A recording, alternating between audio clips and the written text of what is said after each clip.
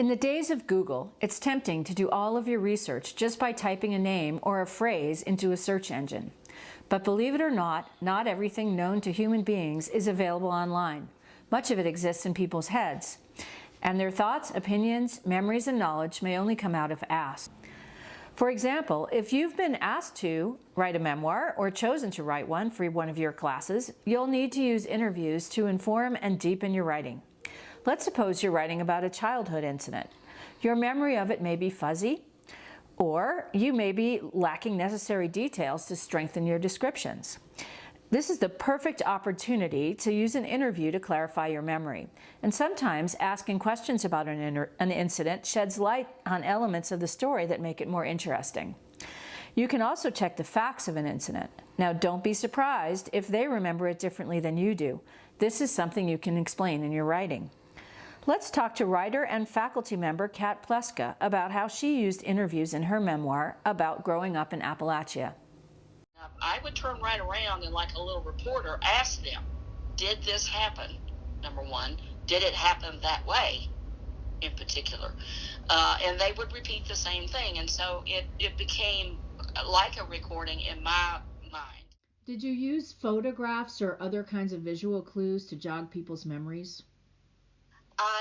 I did. As a matter of fact, I often sat with my aunt and uncle, and she had a whole box full of old photographs, and we went through those, and then I would write down, each picture, who's in it, so I'd have the names correct, and what was going on at that time and the time period, and because they're also storytellers, then that would often evoke a story. It helped me flesh in a background and give a sense of personality, of what they focused on, what was important to them, or just a simple day in the past.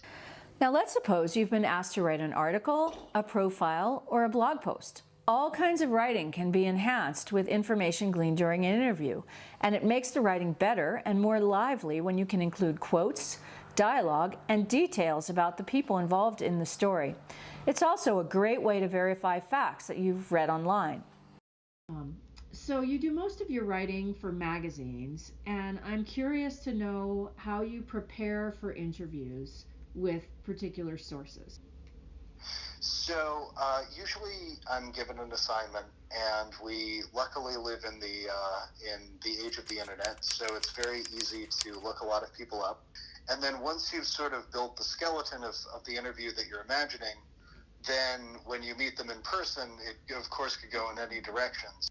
But the great thing about interviews is that they're conversations. And the more it feels like a conversation, I think the more most people feel at ease and that they can open up because they're talking to someone who's relating to them.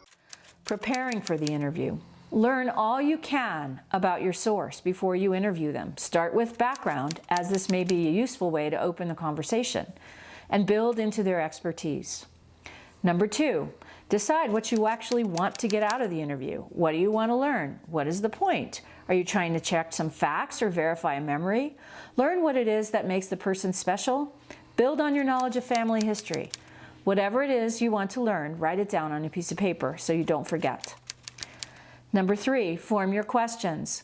Always have your questions thought out in advance, but be prepared to go with the flow.